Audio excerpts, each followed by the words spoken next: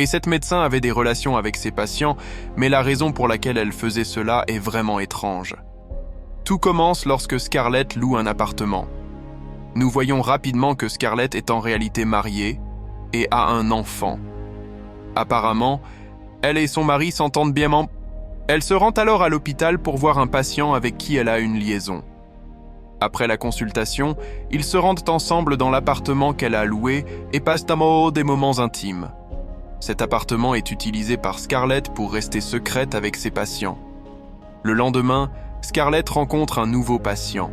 Elle décide de le séduire et plus tard, ils se retrouvent dans son appartement et finissent ensemble. Avoir des relations avec ses patients est devenu une routine pour Scarlett. Chaque jour, elle amène un nouveau patient dans cet appartement. Bien qu'elle fasse aussi l'amour avec son mari, elle ne ressent pas autant de plaisir. Pendant les week-ends, son mari l'emmène en promenade avec leur enfant et leur vie conjugale semble parfaite. Au début de la semaine, Scarlett reprend sa routine et emmène ses anciens patients dans son appartement. Un jour, elle arrive en retard à une réunion scolaire de son fils. Le soir, son mari, suspicieux, lui demande si tout va bien. Elle confirme que tout est en ordre. Le lendemain, Scarlett décide de rendre visite à son mari sur son lieu de travail pour l'inviter à déjeuner. Alors qu'elle attend qu'il termine ses tâches, elle commence à marcher dans le bâtiment. En entrant dans une pièce, elle tombe nez à nez avec des patients avec qui elle avait des relations secrètes. Elle essaie de dissimuler sa panique, mais un des hommes la reconnaît. Un autre homme lui demande si elle ne le reconnaît pas. Paniquée, Scarlett commence à crier à l'aide. L'homme, confus, essaye de la calmer, mais Scarlett lui donne un coup de poing, le rendant inconscient. Lorsqu'il se réveille, elle lui donne un autre coup, si fort qu'elle s'évanouit aussi. Le lendemain, Scarlett se réveille inconsciente à l'hôpital, son mari Max à son chevet. Quelques jours passent avant qu'elle puisse rentrer chez elle. Max découvre alors, à la suite de cet incident, que Scarlett avait eu une liaison avec un de ses employés, qui était également son patient. Tentant de sauver leur mariage, Scarlett commence à consulter un psychiatre. Lors des premières séances, elle révèle que ses relations sexuelles avec son mari ne sont pas satisfaisantes. Quelques jours plus tard, Max accompagne Scarlett à une consultation.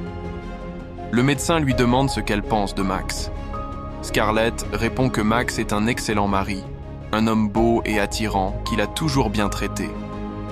Le médecin lui demande alors si elle peut différencier Max de ses patients avec qui elle a eu des relations.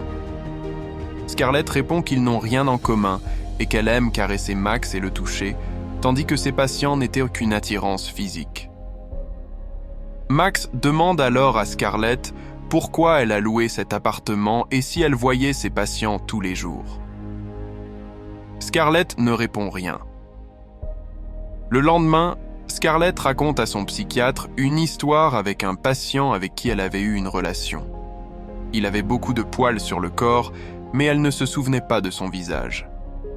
Le psychiatre lui demande pourquoi elle avait choisi ce patient, même s'il n'était pas très attirant. Scarlett répond qu'elle ne peut pas expliquer cela. Cela fait comprendre que son mariage avec Max allait seulement empirer. Scarlett, assise à l'extérieur d'un bâtiment, commence à pleurer. Nous découvrons alors que Scarlett souffre de troubles mentaux.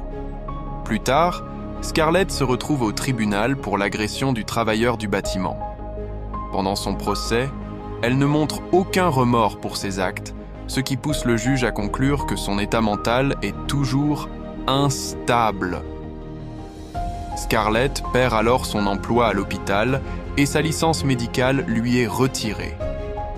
Apprenant que Scarlett est malade et pas entièrement responsable de ses actes, Max décide de lui donner une nouvelle chance. 2 ans plus tard, le couple déménage en Inde et a des jumeaux. Leur relation commence à s'améliorer. Scarlett récupère lentement.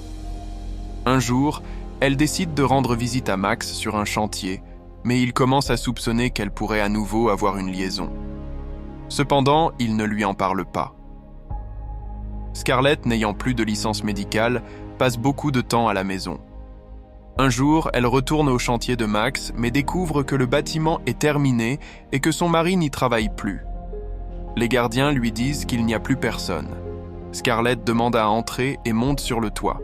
Quand Max rentre à la maison et découvre que Scarlett n'est pas là, il commence à s'inquiéter.